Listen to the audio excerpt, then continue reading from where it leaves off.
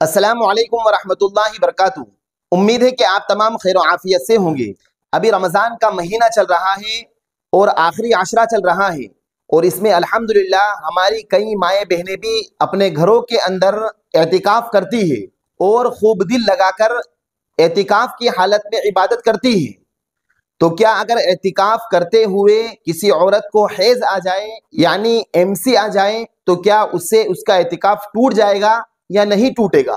اور اگر اعتکاف ٹوٹ گیا تو اب وہ آگے کیا کرے گی؟ کیا وہ اعتکاف کرتی رہے گی یا وہ اعتکاف کو چھوڑ دے گی؟ تو دیکھیے، اگر کوئی عورت معتکفہ ہوئی یعنی کسی عورت نے رمضان کے آخری عشرے کا اعتکاف کیا اور اپنے گھر میں کسی خاص کمرے کو اعتکاف کے لیے متعین کر لیا، اور وہ اعتکاف میں بیٹھی ہوئی تھی، اور اعتکاف میں بیٹھنے کے بعد 2 دن بعد 3 دن بعد یا آخری دنوں میں یا 8ویں دن 9ویں دن آخری دنوں میں اسے حیض آ گیا یعنی MC آ گئی، تو اس سے اس کا اعتکاف ٹوٹ جائے گا۔ اب وہ اعتکاف سے اٹھ جائے، اب اسے 10 دن اعتکاف کرنا ضروری نہیں ہے۔ اب اس کا اعتکاف ٹوٹ گیا ہے تو لہٰذا اب وہ رمضان کے بعد اس 1 دن کی اعتکاف کی قضا کرے۔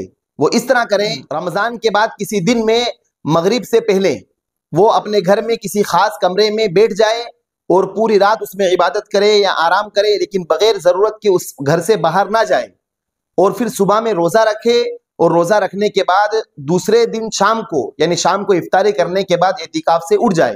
صرف اس 1 دن کی قضا کر لے جس دن اسے حیض آیا تھا، پورے 10 دن کی قضا کرنا ضروری نہیں ہے۔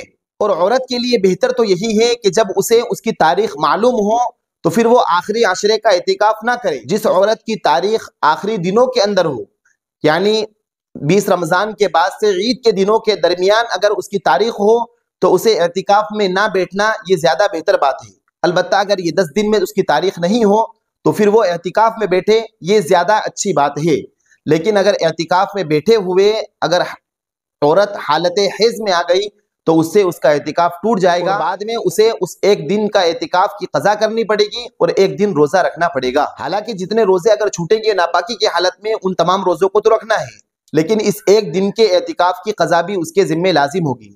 امید ہے کہ آپ اس مسئلے کو اچھی طریقے سے سمجھ گئے ہوں گے، اور یہ جو مسئلہ ہم نے آپ کے سامنے پیش کیا ہے یہ کتاب المسائل جلد نمبر 2 صفحہ نمبر 221 سے ہم نے آپ کے سامنے پیش کیا ہے۔ اگر یہ ویڈیو اچھی لگی ہو تو آپ ہماری اس ویڈیو کو شیئر کریں، ساتھ ساتھ ہمارے چینل کو سبسکرائب کریں۔ فجزاکم اللہ خیرا واحسن الجزاء۔ السلام علیکم ورحمۃ اللہ وبرکاتہ۔